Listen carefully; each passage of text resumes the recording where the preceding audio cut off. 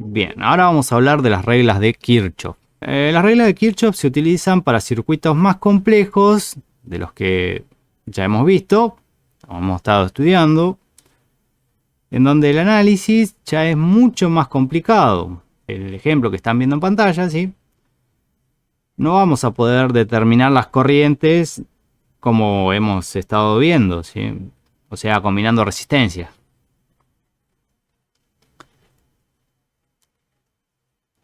Entonces, en nuestro auxilio aparecen las reglas de Kirchhoff. Sus dos reglas permiten analizar este tipo de circuitos que son más complejos. La primera regla es la regla del nodo, que se basa en la conservación de la carga eléctrica y dice que en cualquier punto de unión la suma de todas las corrientes que entran a la unión deben ser igual a la suma de todas las corrientes que salen de ella. Un poco de esto ya lo hemos estado viendo cuando hemos estado analizando capacitores en paralelo o resistencias en paralelo. Si recuerdan que lo que teníamos era que en el punto de unión, si eran capacitores, la carga se dividía, parte se iba hacia arriba, parte se iba hacia abajo, o en el caso de las resistencias, las corrientes. Tomemos el caso de las corrientes. La corriente que entraba acá al nodo era igual a la suma de las divisiones de las corrientes, ¿sí? De la corriente 1 que aparecía acá y la corriente 2. Bueno, esto es lo que plantea Kirchhoff. Vamos a tomarlo para el caso que estábamos mirando, ¿sí? Nos vamos a parar acá en A, ¿sí? En el nodo A.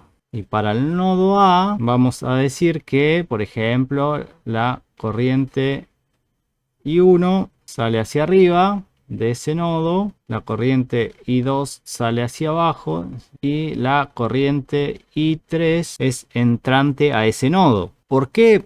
Bueno, porque es arbitrario el sentido que le damos a las corrientes, ¿sí? Se lo podemos dar nosotros arbitrariamente. ¿Sí? Si tenemos una fuente cerca, bueno, lo más lógico es pensar que la corriente está saliendo de esa fuente. Bueno, podríamos ponerla en sentido contrario a la fuente, ¿sí? No importa.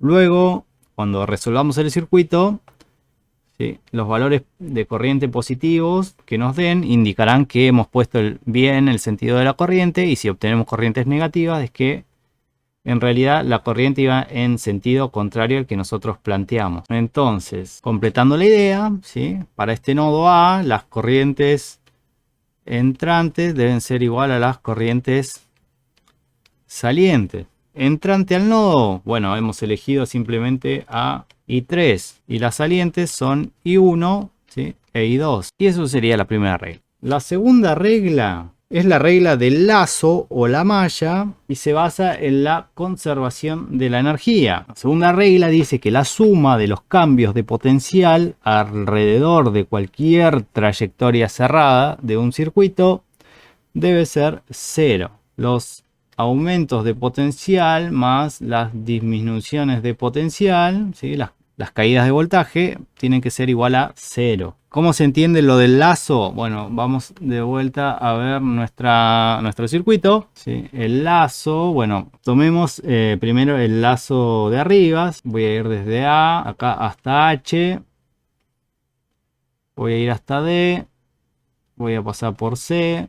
Y voy a volver a terminar en A. ¿Sí? El recorrido del lazo va a ser horario. Y acá tenemos la dirección de la corriente. La corriente va en este sentido.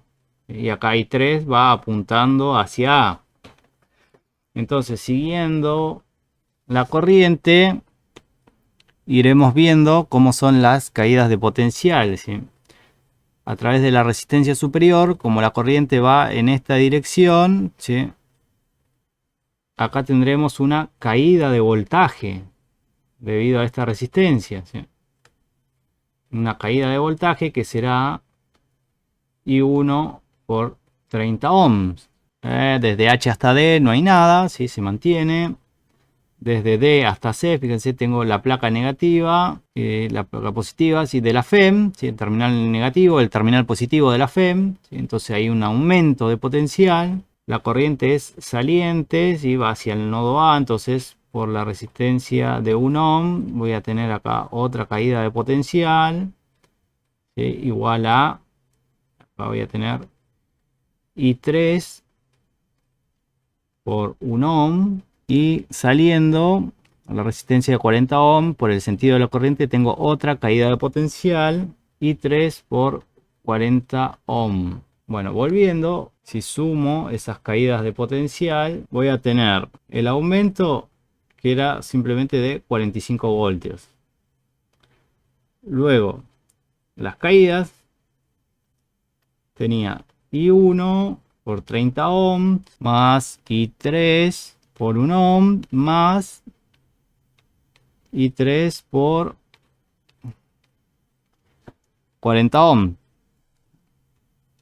Bueno, acá tengo I3, lo puedo sacar a factor común.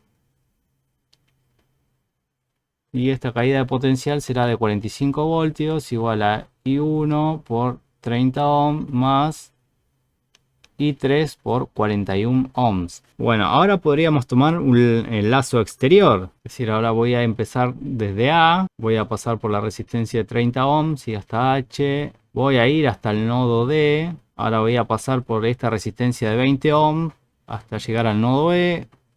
Paso la otra resistencia, paso esa FEM que tengo ahí y vuelvo nuevamente hacia A, hacia el nodo A. Siguiendo el sentido de la corriente, tenemos una caída óhmica respecto a 30 ohms y a la resistencia de 30 ohms. Y ahora fíjense que I2 va en sentido antihorario.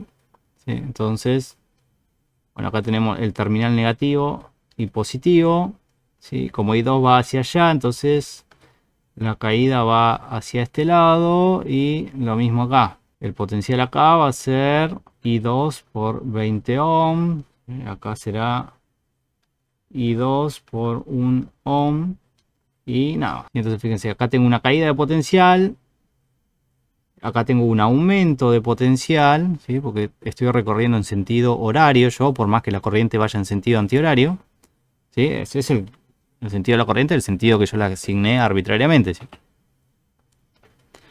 Y de nuevo, ¿sí? De menos a más, tengo otro aumento de potencial. Y acá tengo una caída de potencial respecto de la FEM. ¿Sí? Y retorno en nodo A otra vez. Bueno, vamos a escribir eso. Primer lazo, ¿sí? Vamos al segundo lazo. Vamos a escribir lo que teníamos. Y entre aumentos teníamos I2 por 21 ohm por 20 ohm más I2 por 1 ohm. Y esto va a ser igual a I1 por 30 ohm, ¿sí? La caída de potencial más 80 voltios, que es la caída de esa FEM. Ahora, tengo esta ecuación y tengo esta ecuación. ¿Sí? Tengo tres ecuaciones con tres incógnitas. Resolverlo por sustitución, igualación o eliminación de Gauss, ¿sí? Utilizando el método del determinante, como ustedes quieran. Y les va a dar una corriente de menos 0,87 amperes. Corriente 2 de 2,6 amperes y una corriente I3 de 1,7 amperes. Sí, el sentido negativo en la corriente I1 quiere decir que iba en sentido contrario al que nosotros lo planteamos. Volviendo, es decir que acá en este nodo I1 no tiene esta dirección, sino que I1 va hacia abajo. ¿Sí? Este es el sentido de I1. No es el sentido horario, sino es antihoraria. Dejémoslo ahí. I1 va en realidad en esta dirección. Y hasta acá este video. Después concluiremos con lo que son los circuitos que combinan FEM, ¿sí? Resistencias y capacitores. ¿Sí? Lo que se conoce como circuitos RC.